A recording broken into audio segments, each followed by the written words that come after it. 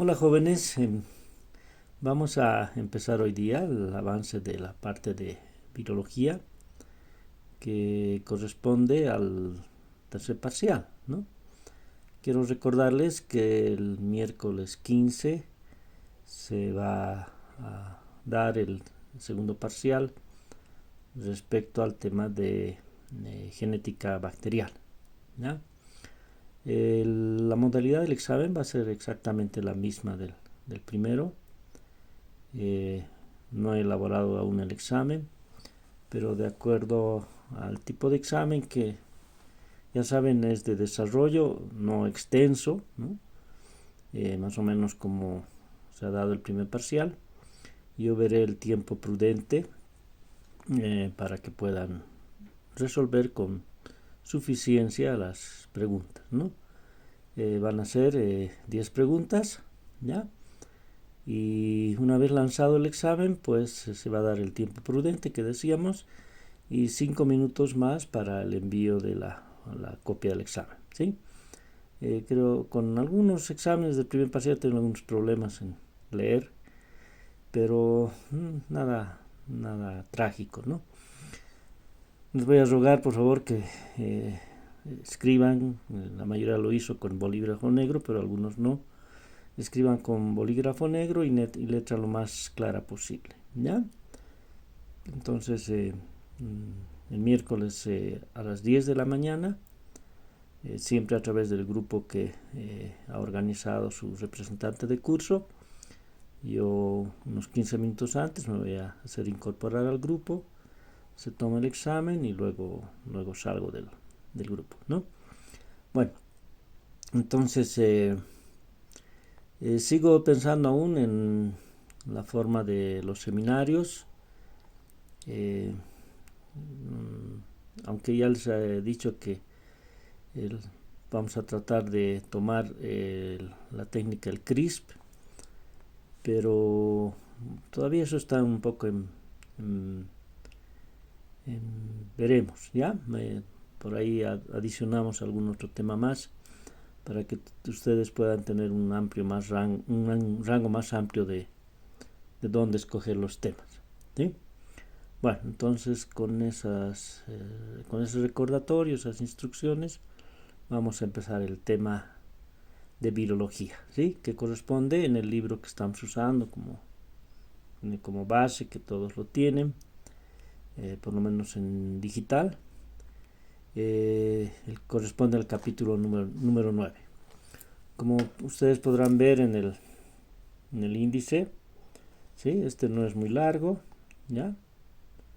Vamos a hacer mucho énfasis en algunas cosas relativamente puntuales, pero muy importantes. No se olviden, este tema este tema o los temas que estamos avanzando no es en el sentido de profundizar, es en el sentido de que ustedes se lleven los conceptos bien claros para que sobre esa base después se vayan ampliando, ¿no?, sus conocimientos, ¿ya? La biología molecular, la ingeniería genética, la biotecnología es inmensa, o sea, no podríamos abarcar de ninguna manera cosas muy profundas, ¿ya? Entonces, igual, si alguien se dedica a una de esas tres ramas, seguramente va a terminar trabajando o investigando temas bastante concretos, ¿sí? Bueno, entonces, como siempre, este libro en primera instancia nos muestra un glosario, ¿no? ¿Sí? Donde hay definiciones muy importantes, ¿ya? Algunas ya obviamente las conocen, ¿no? Como bacteriófago, ¿sí? Esto tal vez va a merecer alguna aclaración, lo que es la banda positiva o la banda negativa, tanto en el RNA en el DNA, sobre todo en los virus RNA, ¿no? Que es importante saber cómo se replican, ¿ya? Cuáles son las estrategias que sigue el virus para su replicación. Solo conociendo eso, pues se puede entender cuál es su forma de infección, ¿no? En este caso, por ejemplo, el coronavirus es un virus RNA, ¿sí? Y es de banda positiva, ¿no? Entonces veremos cuál es su sistema de replicación, ¿ya? Ciclo lítico lisogénico, creo que ya lo hemos mencionado, ¿sí? Oncogen, de repente así va a ser un término del que vamos a hablar un poquito más. Cuando hablemos también de replicación, sobre todo conteo de los virus, vamos a hablar de la formación de placas, ¿no? O calvas también, que se suele llamar. Al final del libro veremos, del capítulo, aclararemos mucho más lo que es un prión. Es muy importante el tema del retrovirus, porque ahí tenemos uno que está causando muchos problemas ya desde hace varias décadas, el virus de la inmunodeficiencia, ¿no? Humana, el VIH. ¿Ya? Transcripción reversa, creo que sea un tema que conocemos. Transformación, ¿sí? En este caso no es el proceso de transferencia genética, sino se refiere a cómo los virus pueden alterar, ¿no? El carácter, sobre todo, de su hospedero, ¿ya? Obviamente, generalmente estamos hablando de células eucariotas, ¿no? Es decir, como el virus que infecta una célula eucariota, sea sobre todo de animal, puede transformarla en una célula cancerosa, ¿no? Pues hablaremos un poquito de lo que es los viriones, que son típicos de sobre todo de las plantas. Bueno, ahí está la definición de virus, las formas que puede estar, ¿no? Un virus atemperado o un virus virulento, ¿no? Medio redundante, ¿no? Virus virulento, pero bueno. Y entra en el libro directamente algunas definiciones, ¿no? Que obviamente ya muchas las conocemos, ¿sí? El virus es un complejo macromolecular, ¿no? No es un ser vivo, obviamente, y que no tiene una capacidad de replicación autónoma, sino necesariamente debe, ¿sí?, replicarse dentro de una célula, ¿ya? A la que obviamente llamamos hospedera, ¿ya? No es lo mismo que huésped, ¿no? En todo caso, el huésped es el virus y la célula que está infectada con el virus se llama célula hospedera. Sin embargo, en esta parte, en esta introducción, no se habla del origen de los virus, ¿sí? Que es un tema realmente apasionante, ¿no? Tal vez incluso más que a tratar de hablar del origen de los plásmidos, ¿sí? ¿Cuál es el origen de los plásmidos? Son elementos genéticos extracromosomales, ¿no? Que aparentemente se habrían desprendido del material genético inicial, ¿sí? Y que a través de la evolución, la presión selectiva, etcétera, han ido acumulando algunos genes, ¿ya? No todos están muy de acuerdo con esta teoría, ¿no? Sobre todo cuando se habla de los genes de resistencia, ¿ya? ¿Por qué? Porque cuando hablábamos de bacterias, decíamos las bacterias generan evolutivamente una resistencia a los antibióticos. Pero la resistencia cromosomal no suele ser la misma que la resistencia que otorgan los genes plasmídicos, ¿ya? La resistencia cromosomal suele ser por una mutación, un cambio genético en el gen que codifica a la proteína en la cual o sobre la cual actúa el antibiótico, ¿sí? O sea, la proteína blanco del antibiótico, ¿no? En el caso del cloranfenicol, por ejemplo, ¿no? ¿Por qué una bacteria se vuelve resistente al cloranfenicol? Porque el cloranfenicol ataca al ribosoma, específicamente una proteína del ribosoma, ¿no? Entonces, si la proteína cambia, muta, ¿no? Siendo obviamente que el ribosoma no pierda su actividad, ¿sí? Pues el cloranfenicol ya no va a poder unirse a esa proteína y por lo tanto la bacteria va a ser resistente, ¿no? O en el caso de la penicilina, ¿no? ¿Cómo actúa la penicilina? Pues inhibe la síntesis de la pared celular, ¿no? Bloquea la adición de los aminoácidos con los azúcares, impidiendo la formación de los peptidoglicanos. Sin embargo, en el caso de la penicilina, ¿no? Cuando el gen de resistencia es mediada por un plásmido, ya no es una alteración en el sitio blanco, sino más bien que se produce una enzima que directamente ataca a la penicilina, ¿no? En este caso, esa enzima se llamaría penicinilasa, es decir, antes que la penicilina tenga la opción, ¿no?, de atacar la formación de la pared, pues la enzima ataca a la penicilina y la destruye ya de antemano, ¿no? Entonces, esa diferencia de sistema de acción hace que algunos no estén, les repito, totalmente de acuerdo con el origen de los plásmidos, ¿sí? Y sobre los virus, es decir, realmente todavía es más problemático el análisis del origen, ¿no? Yo estuve buscando un poco, no muchos libros se encuentran, ¿no?, por lo menos en los libros generales, ¿ya? Y he encontrado, sí, en Wikipedia un resumen muy interesante, perdón, acá, ¿no? Ya, este es de si quieren verlo en extenso, busquen Wikipedia virus, y hay todo un resumen muy bonito de los virus, ¿no? Y ahí hablan sobre las hipótesis del origen de los virus, ¿ya? Entonces habla, por ejemplo, de la hipótesis de la reducción, o también llamada hipótesis de la degeneración, donde aparentemente, o esta hipótesis sostiene, ¿no?, que los virus se habrían originado por por el retroceso, digamos, de las bacterias. Es decir, son bacterias, ¿no? Ustedes saben que el primer ser vivo eran bacterias, ¿no?, básicamente procariotes, ¿sí?, que habrían empezado paulatinamente su evolución, ¿ya? Y obviamente esa evolución ha llevado luego a que surja toda una gama de bacterias, entre las cuales hay algunas, ¿no?, que evolucionaron hacia las células eucariotas, otras evolucionaron hacia las arqueas, ¿no es cierto?, y otras se quedaron como bacterias, ¿sí?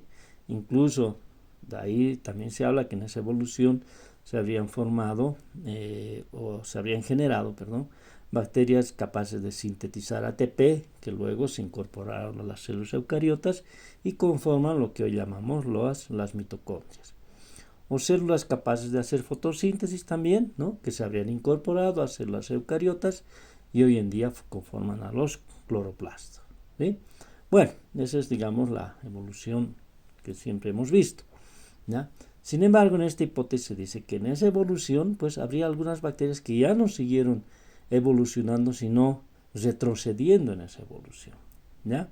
Y que ese retroceso habría dado origen a los virus, ¿sí?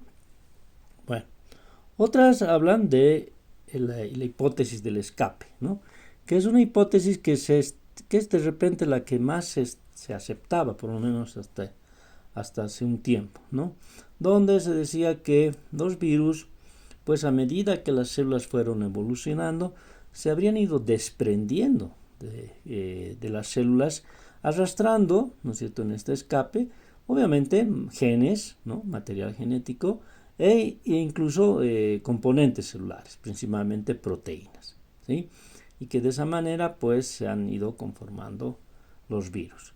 Esta hipótesis tiene su asidero, sobre todo en la diferencia, ¿no?, de la mucha diferencia que hay entre los virus, ¿sí? ¿Qué quiero decir con esto? Por ejemplo, en los seres vivos, ¿ya?, desde las bacterias para adelante, tenemos mecanismos, sobre todo rutas metabólicas, rutas bioquímicas, como quieran llamar ustedes, muy semejantes, ¿ya? Podemos ser muy diferentes en estructura, en funcionamiento, etcétera, los seres vivos, ¿no? Por ejemplo, qué sé yo, un ser humano, un insecto, ¿no? Pero si analizamos la genética, pues hay muchos genes comunes, ¿no?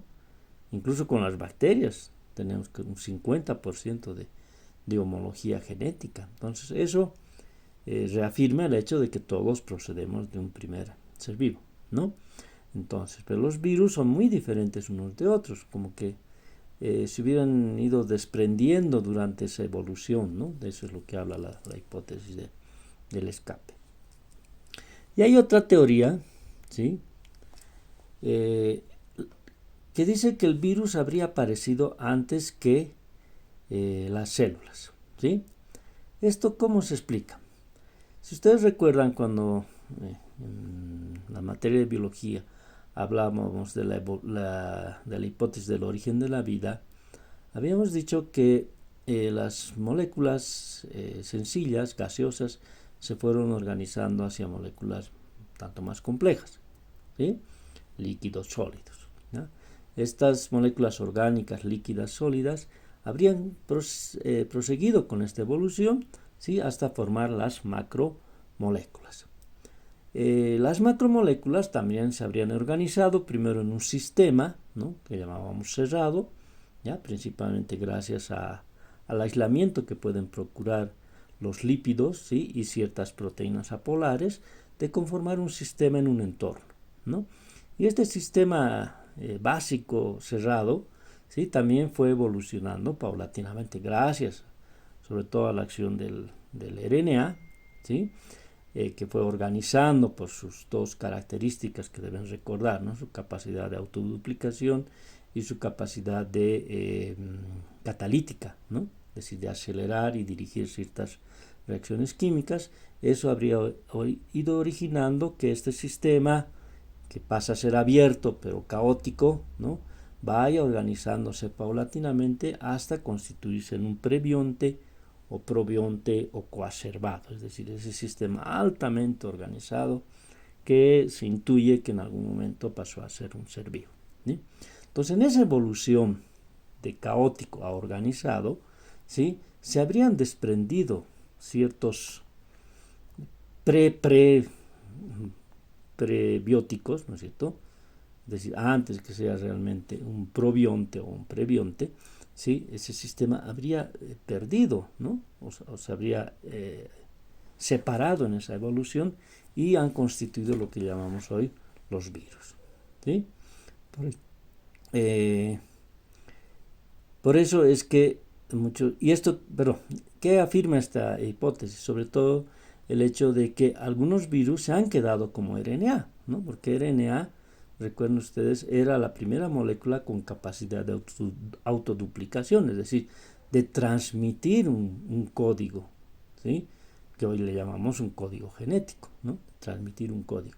Y que en la evolución hacia un prebionte, pues el DNA fue copando esa actividad del RNA gracias a ser más estable, etcétera, etcétera, ¿no? Entonces, algunos virus, ¿por qué son RNA? Porque son esos prebióticos, ¿no? Que estaban todavía en la etapa de RNA, ¿ya? Y otros son DNA porque ya habrían pasado, es decir, ya el DNA empezó a copar la acción del RNA, pues sí tenemos a los virus DNA. Bueno, como siempre, muchos autores pues terminan diciendo que podría ser, ¿no? varias las causas de la aparición de los virus, ¿no? Sobre todo, de repente la segunda y la tercera son hoy en día las más aceptadas, ¿sí? Bueno, entonces volveremos al libro.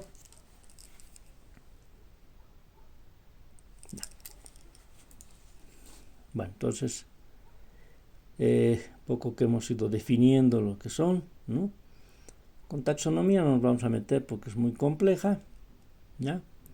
Ya cuando ustedes vean virología en los capítulos correspondientes, hoy han visto tal vez de microbiología, pues hayan tenido que hablar, ¿no? A nosotros lo que nos interesa es esta tablita, ¿sí? Bueno, esta figura, en la que vemos los tipos de virus que existen, ¿ya? Los virus que son DNA, ¿no? ¿Sí? Obviamente están los de cadena simple, single strand, y cadena doble, double strand, ¿no? Simples y doble cadena, ¿no?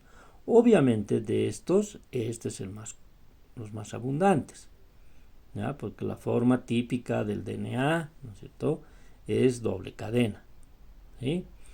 Menos son los virus de simple cadena. En el caso de los virus RNA, todo lo contrario, ¿no? Hay virus RNA simple cadena y doble cadena también, pero los simple cadena son más abundantes porque es la forma más frecuente en la que encontramos al RNA. Y los doble RNA son menos, ¿no? Y hay virus que juegan, ¿no es cierto?, entre las dos formas, es decir, RNA, DNA. Ya aquí tenemos a los retrovirus, ¿sí? Que en algún momento, como vamos a ver, esto nos vamos a detener un poco más por la importancia que tiene el VIH.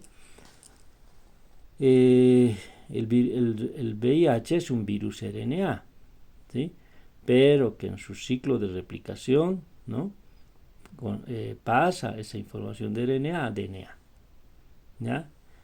Así subsiste, ¿no es cierto? Se replica a la vez que se replica el DNA del hospedero por varias generaciones, ¿no es cierto? Y en determinado momento, pues, sale nuevamente ese DNA y se constituye el RNA, ¿no?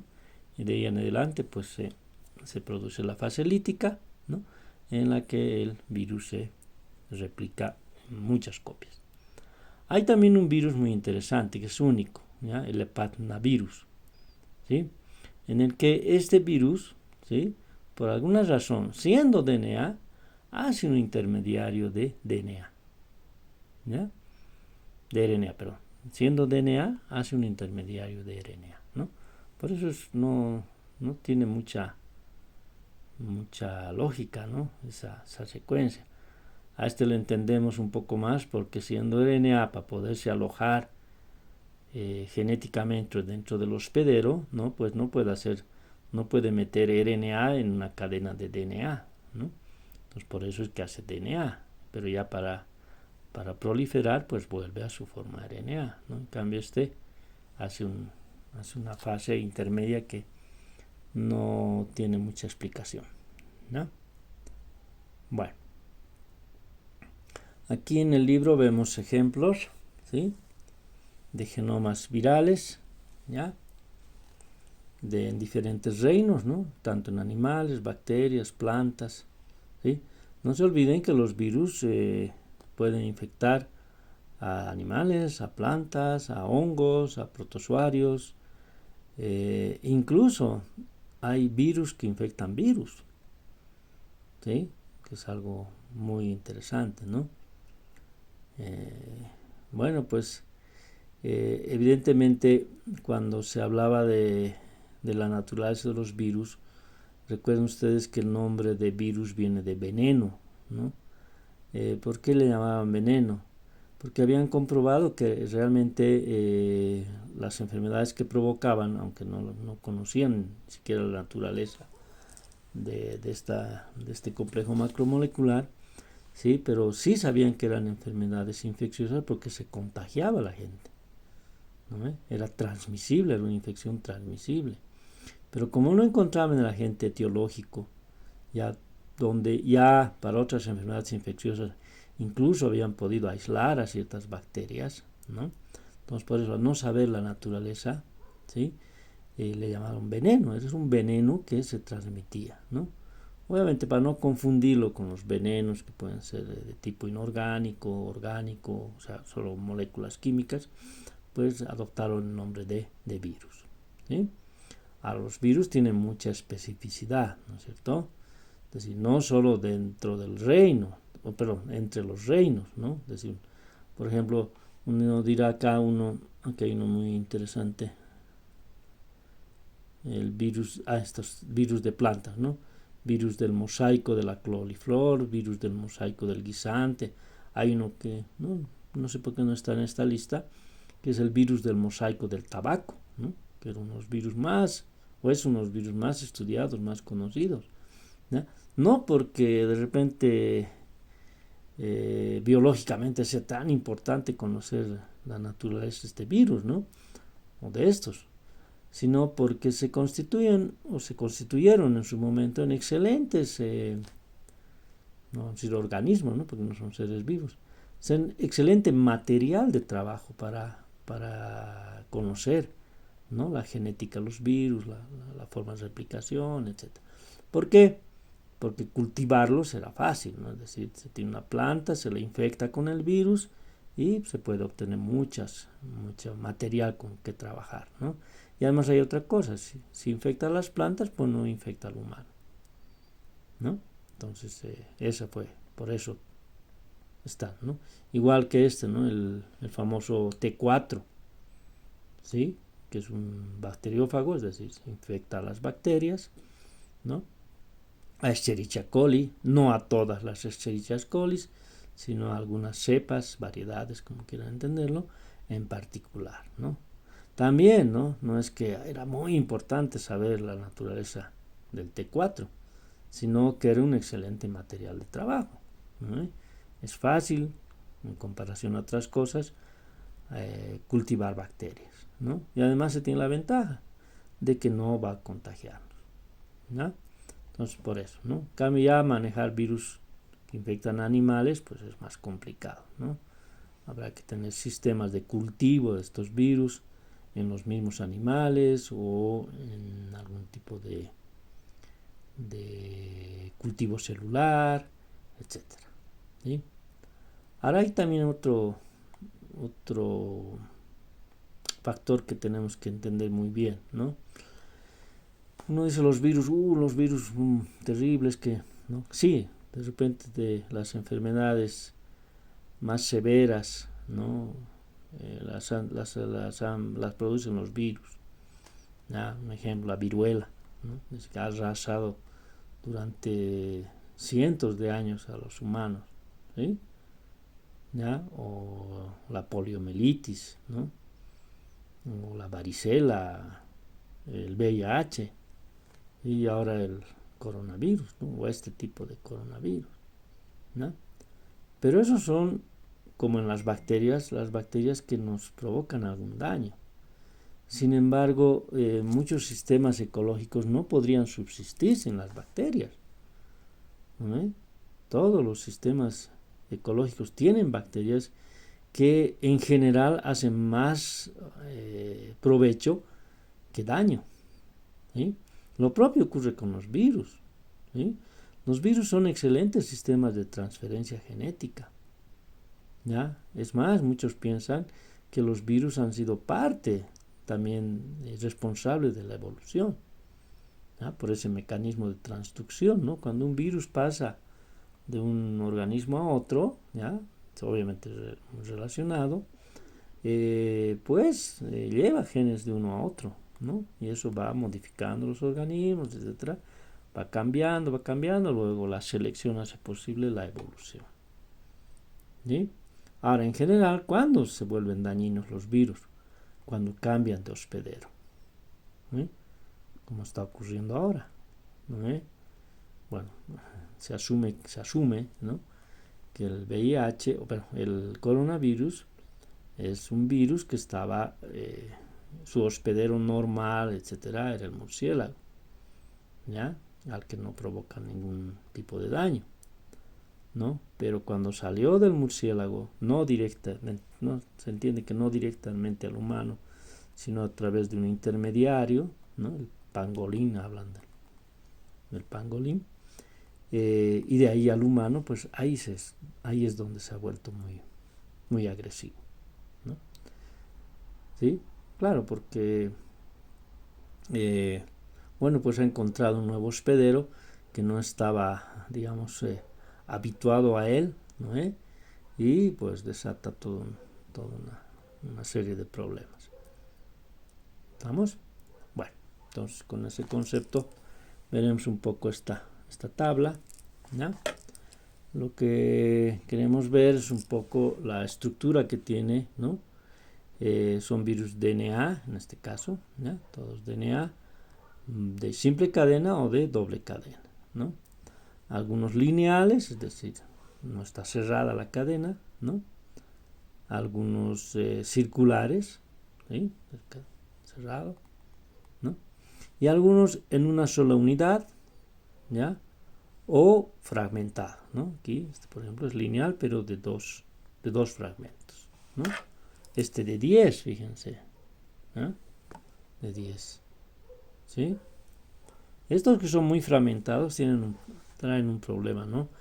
Hay mucha recombinación dentro de ese material genético y obviamente eso provoca que periódicamente haya una nueva variedad, ¿sí? Entonces, si es un virus que produce algún tipo de patología, pues a pesar de que haya una vacuna, etcétera, como en la gripe, ¿no?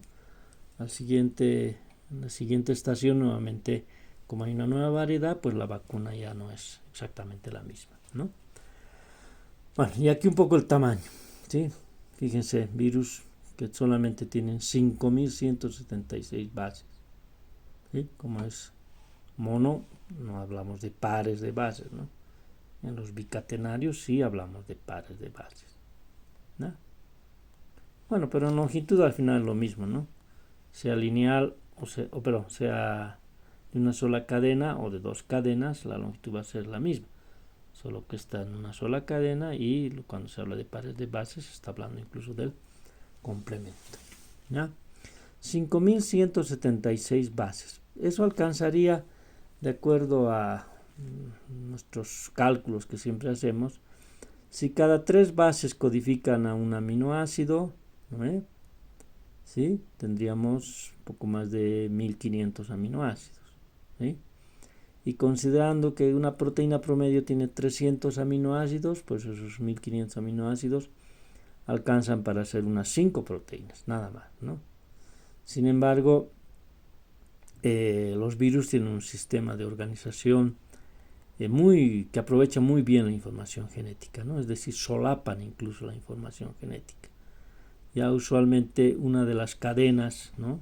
Bueno, en este caso los monocatenarios no aplica el ejemplo, pero sí en el bicatenario, ¿no? Una de las cadenas, la codificante en el sentido 5', 3', ¿no?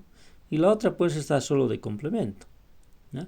Pero en los virus, sobre todo los bicatenarios, pues si una dice 5', 3', se lee en ese sentido, pero también se puede leer en este sentido, porque el contrario es 5', 3', ¿no? Entonces, de esa manera solapan la información.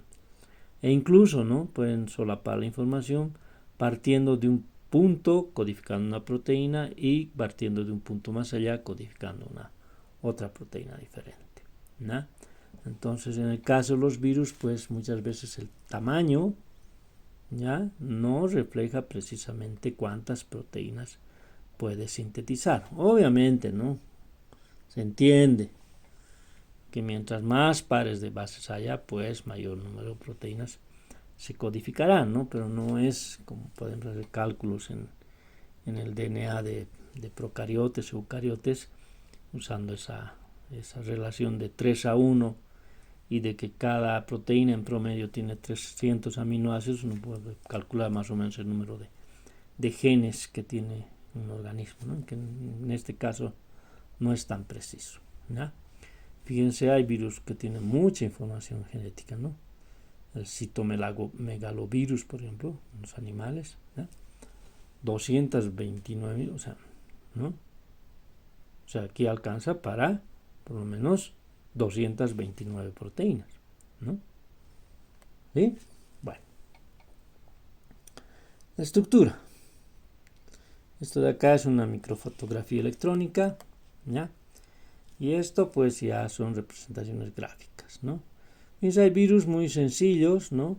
En los que básicamente es un solo tipo de unidad proteica, ¿ya? ¿Sí? En este caso la misma, ¿no? Que se van asociando de a dos, ¿sí? Y van formando la cápside del virus, ¿sí? La cápside. Se va enroscando, ¿no? Alrededor del material genético, en este ejemplo es RNA, ¿ya? Y se forman el virus. En este caso se habla de un virus helicoidal, ¿no? Porque se va enroscando en forma de hélice, ¿ya? Ahí está, aquí aparece nuestro amigo, ¿no? El virus del mosaico del tabaco, ¿sí? ¿Ya? Está su microfotografía electrónica. Es un virus, se entiende, RNA, ¿no?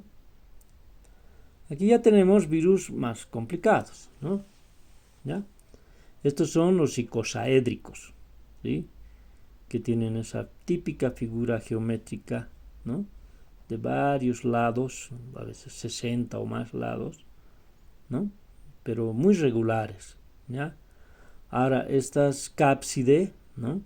Está compuesta por capsómeros, es decir, son proteínas que se van asociando. Algunas veces son pocas las proteínas, ¿no? Diferentes, y algunas veces son más, ¿ya? Pero eso le da el carácter icosaédrico, ¿sí? Y dentro obviamente está el material genético, ¿no? Estos se llaman desnudos porque no tienen más que material genético y cápside, ¿sí? En cambio hay virus con envoltura, no virus vestidos, sino virus con envoltura, ¿sí? Ahí tenemos el material genético, la cápside, ¿no? Y una envoltura, que usualmente tiene contenido de lípidos, proteolípidos o lipoproteínas, como quieran llamarle, e incluso azúcares, ¿ya? Asociados usualmente a las proteínas, ¿sí? Aquí habla un poco de, ¿sí? Por ejemplo, lo que son los icosaedros, ¿no? ¿Sí? Bueno.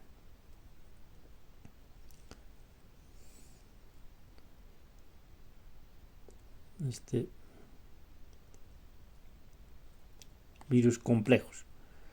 Los virus complejos, interesantes. Ups. Aquí está, ¿no? Vamos a reducir un poquito. Ahí. Ya. Los virus icosaedros, los virus complejos, ¿no? Que tienen una cabeza, ¿sí? Icosaédrica usualmente, ¿ya? Una cola, aquí le llaman cola, otros le llaman cuello. Más lógico parece que la cabeza esté unida al cuello que el cabeza a la cola, ¿no? Sí, entonces nosotros le llamamos cuello, ¿no? Porque no tiene mucha lógica que se llame cola, ¿no? Entonces cabeza, cuello, una placa basal, ¿ya? De la cual, acá no está escrito, pero pueden presentar espículas, es decir, una especie de espinas, que le sirven para su adherencia, ¿no? O su fijación a la célula hospedera, y unas fimbrias o fibras o patas también le suelen llamar, ¿no? Es decir, filamentos más largos, cuya función sobre todo es de reconocimiento, ¿ya? En otras palabras, con estas fimbrias, ¿no? van a reconocer a los receptores celulares, ¿ya? En el caso de los virus eso es muy importante, ¿no? Es decir, el virus simplemente es un complejo macromolecular, no es un ser vivo, ¿sí? Entonces aquí aplica muy bien lo del reconocimiento molecular, ¿vale? Es decir, estas fimbrias que obviamente están compuestas de proteínas y algunos asociados, lipoproteínas, glicoproteínas, etcétera, encuentran su receptor, ¿no? Se encuentran el receptor. En este caso, como estamos hablando de un virus de bacteria, pues lo encontrará en la pared celular de la bacteria, ¿no? La pared celular de la bacteria, recuerden, es muy compleja, ¿no? En las gram positivas tenemos peptidoglicanos, que no son moléculas sencillas. Si imagínense las diferentes combinaciones que pueden haber entre pequeñas cadenas de aminoácidos con cadenas de azúcares. Es decir, si pusiéramos a hacer cálculos de cuántos tipos de cadenas de aminoácidos hay que se asocian con cuántos tipos de cadenas de azúcares, seguramente es un número muy, pero muy grande, ¿ya? Entonces, estas señales, ¿no es cierto?, de la cubierta proteica, porque finalmente sí es, aunque tenga una forma tan interesante, es una cubierta proteica, ¿no? Tienen que reconocer a través de, como siempre, puentes de hidrógeno, atracciones iónicas, interacciones hidrofílicas, hidrofóbicas, fuerzas de Van der Waals, valesiforma, ¿no? Tienen que reconocer al receptor. Eso hace que los virus, por eso sean tan específicos, reconocen solo a la célula hospedera, ¿ya? Uno dirá dentro de un hospedero incluso a las células específicas que tienen el receptor, ¿no? ¿Ya? Por ejemplo, el virus de la gripe, ¿no? Reconoce como células humanas a cualquiera de las células humanas. Nos puede dar gripe en el músculo, es decir, el músculo va a recibir al virus. No ve. hay una gran especificidad, ¿ya? Las células del tracto respiratorio, ¿no?, son las que tienen el receptor. Usualmente el receptor no tiene nada que ver con que haya tenido la intención de recibir al virus, ¿ya? Ahí está cumpliendo una función muy diferente, ¿ya? Pero, pues, por su naturaleza química, por la organización, el orden de sus moléculas, en este caso, generalmente proteínas, ¿no?, los aminoácidos que constituyen a las proteínas, su orden, etcétera, hacen que esta señal reconozca ese receptor, ¿no? Por ejemplo, ahora el coronavirus, ¿por dónde entra la célula? ¿Sí? Por el receptor, una proteína, ¿no?, de la angiotensina, ¿sí? La angiotensina es una molécula, ya que ingresando a las células regula, ¿no?, la presión. O sea, tiene una función que nada que ver con el virus, ¿no? No está ahí para recibir al virus del coronavirus, está ahí para cumplir una función fisiológica. Sin embargo, el virus, por su composición molecular, ¿no?, de su cubierta, pues reconoce a ese receptor, ¿no? Bueno.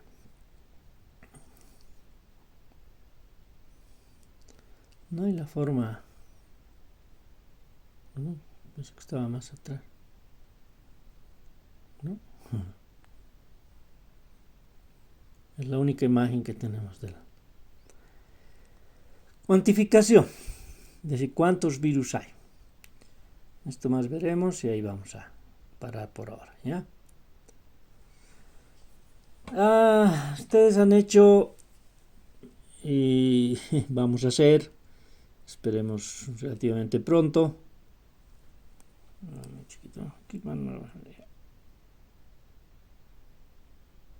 Ya, queda otro. Ya.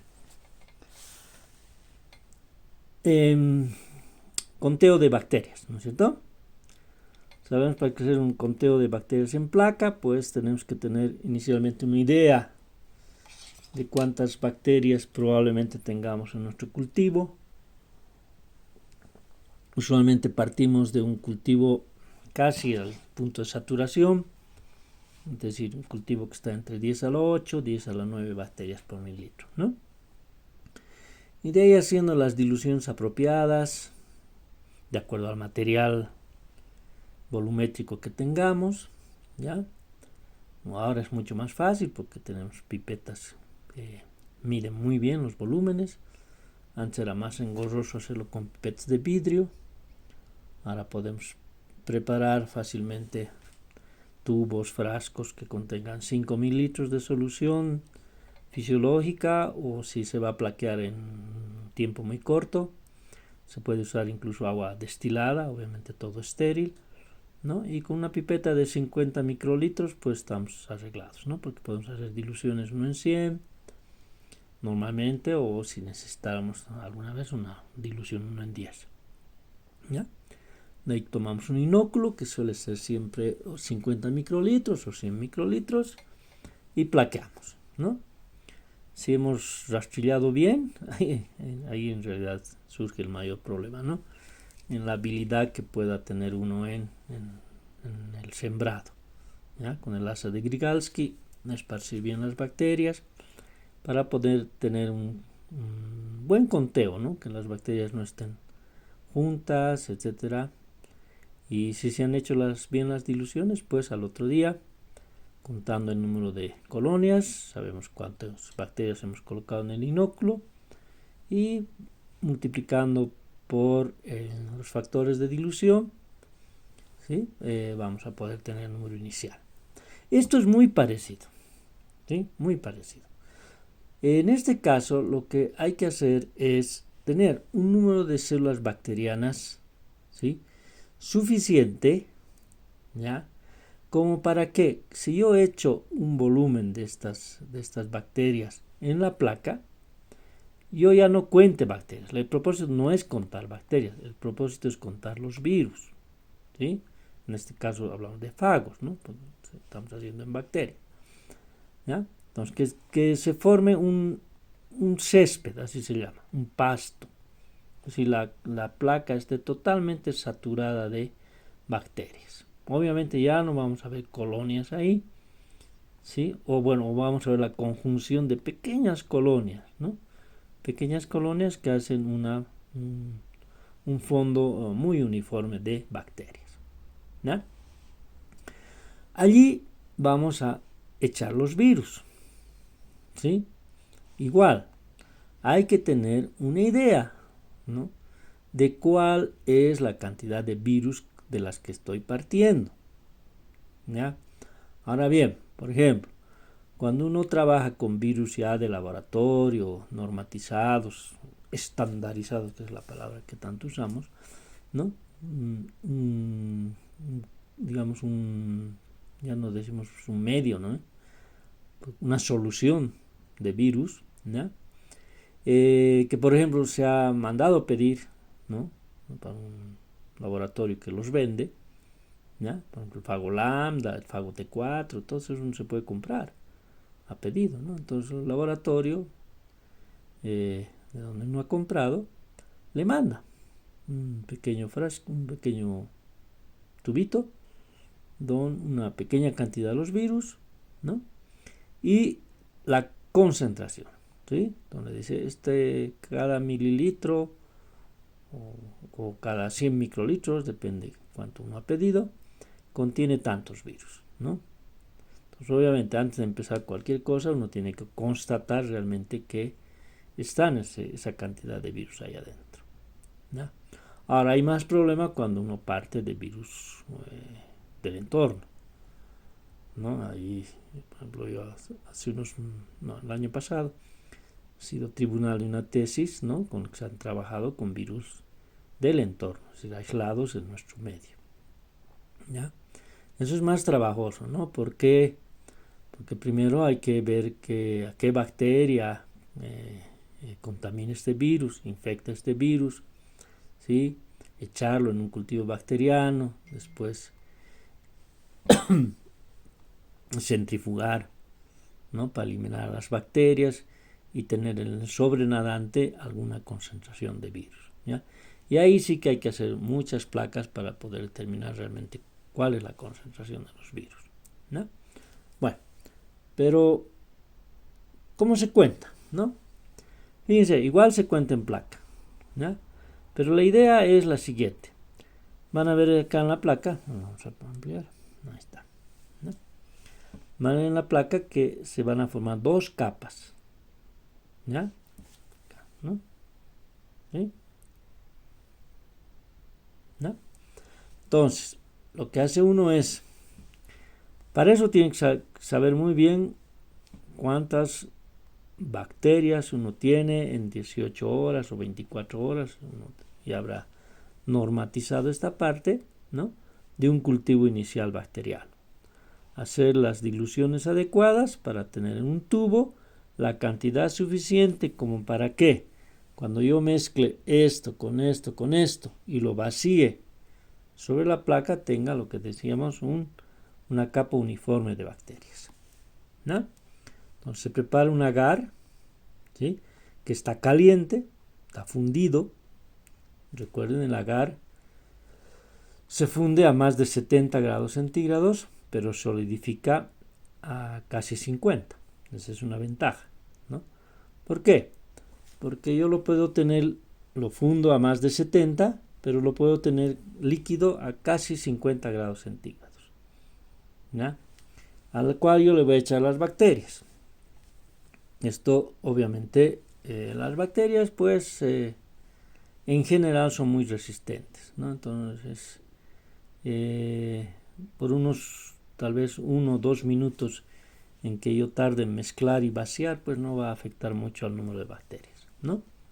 A la viabilidad de las bacterias, ¿ya? Entonces ya tengo más o menos todo calculado, he hecho las bacterias al agar, ¿no? Y he hecho la dilución del fago, ¿no? De mi tubo concentrado, de mi fuente inicial.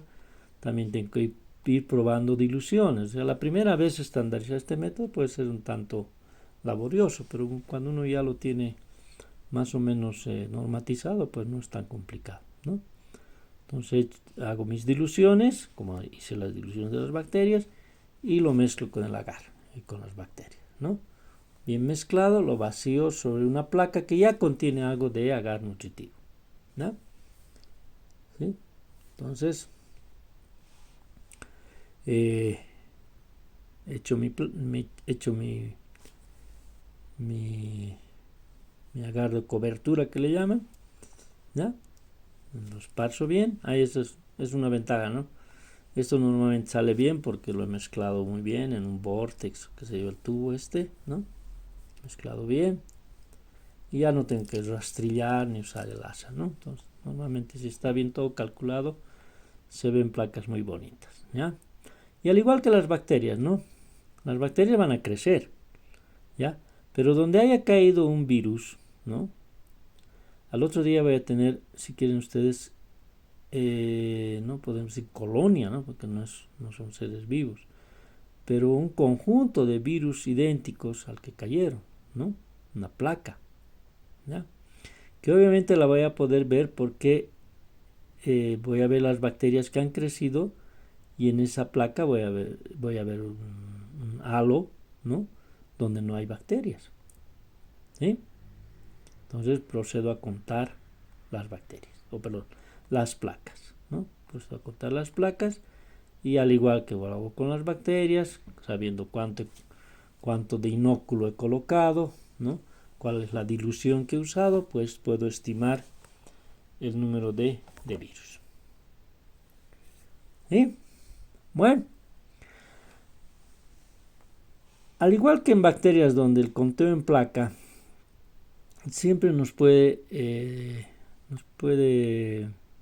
como diríamos, traer la duda de si que todas las colonias que he contado realmente matemáticamente es el número que tenía inicial. Siempre decimos, ¿no? En realidad lo que estamos contando son bacterias vivas, ¿sí? Puede ser que el cultivo haya tenido incluso unas bacterias, pero algunas han muerto.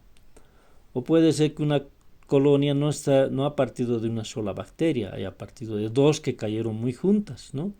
Y como se han juntado, pues vemos una sola colonia. O sea, siempre hay ese margen de error, ¿no? En los virus también podríamos pensar en eso, no de los muertos porque, bueno, podríamos hablar de virus inactivos tal vez, ¿no? Que vamos a decir vivos y muertos, los virus no son vivos, ¿ya? Entonces, virus activos, ¿sí? Estoy viendo virus activos, los que han creado estos pequeños halos transparentes, ¿no? ¿Sí? Ahí está, ¿no? Se ve más estos. Entonces, lo que cuento son esos halos transparentes, ¿ya? Pero también hay otro problema. No todos los virus son exitosos en la infección. Es decir, aquí tengo 10 bacterias y le echo 10 virus, ¿no? Van uno contra uno y voy a ver 10 placas, calvas, ¿no? Lugares huecos. No están así, ¿ya? Hay un número de infección, ¿sí? Que usualmente no es 1 a 1, ¿ya? Usualmente, puede ser 10 a 1, es decir, de cada 10 virus que ponga en contacto con las bacterias, 1 infecta, ¿sí? O 1 en 100, o sea, de cada 100 virus, 1 infecta. O 1000, ¿no? Y de esa manera, ¿ya? Entonces lo que estoy viendo, en realidad, pero al final es lo que me interesa, ¿no? ¿Cuál es el número de virus activos, infectantes? ¿Sí? Bueno, ahí vamos a quedar.